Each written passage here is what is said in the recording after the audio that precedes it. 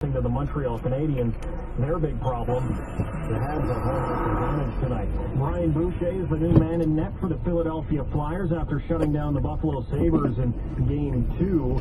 The Flyers are sticking with Boucher for tonight's game. Sergei Bobrovsky was pulled in Game 1 after allowing 3 goals on 7 shots. The Pittsburgh Penguins, Tampa Bay Lightning, deadlocked at 1 game apiece as the series shifts to Tampa. Detroit faces the Phoenix Coyotes.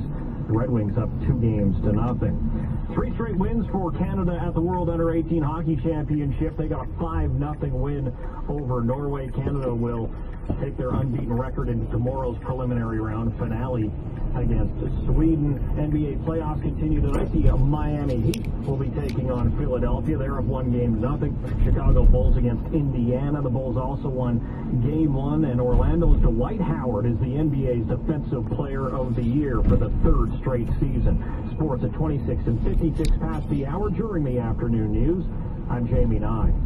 CJME News, continuing coverage. Canada Vote 2011. News on the hour, on the half hour, and when it breaks.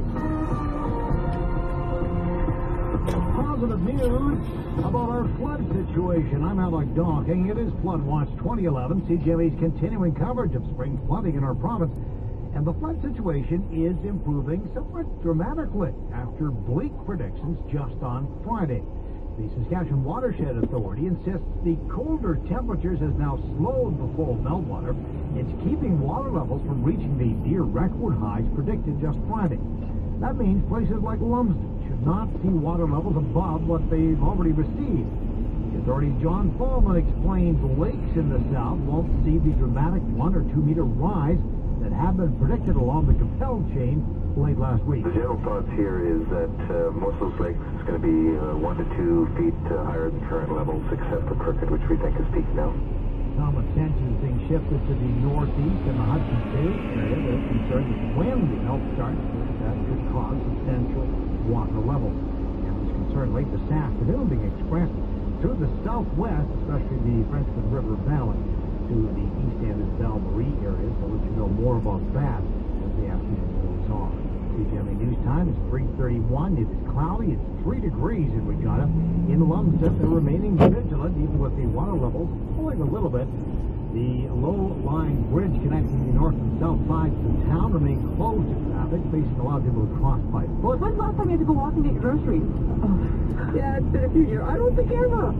On the west side of town, a dozen or so seniors have gone into a voluntary evacuation. The ones who have evacuated would have needed perhaps some family assistance if there were a forced evacuation.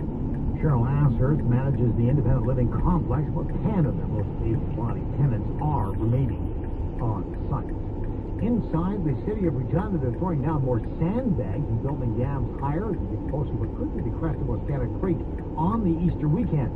Jay O'Connor with the city says new estimates will put the water at half a meter above the supply level. We're adding about a foot of sandbagging to most of our sandbag locations, and of course with that there comes some new sandbag locations where before it wasn't a problem, now it could be.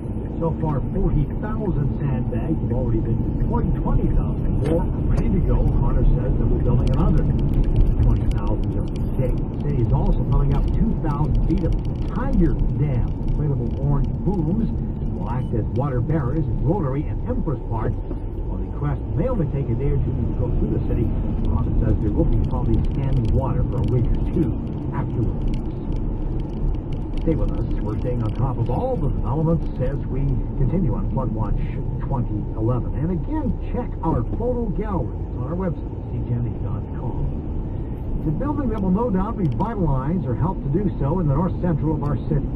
Today saw the announcement of more than $38 million will go towards the new learning facility in the city's inner core. It includes the new high school, public library, recreational complex, and child care facility. All things Education Minister Donna Harpar says are a tremendous plus. We look at it as a revitalization piece. We look at it as a very important piece for the growth of the community, but support for students because they're the future of this community. The new facility has not been formally named. The project now goes into the design phase, and when construction begins, it's expected to take 15 to 18 months to build. The Privacy Commissioner says he's troubled because more patient medical files have been found in dumpsters. Gary Dixon says there have been 4 more cases of files found in dumpsters in Regina and Saskatoon since March 23rd. And thousands of records were found in a recycling dumpster behind a Regina mall in the south of the city. It's pretty clear this is a systemic issue. This isn't just the occasional trustee that hasn't got the message and isn't doing what the law requires. It actually looks like we have a number of trustees that just are not familiar with the legislation or aren't taking it seriously.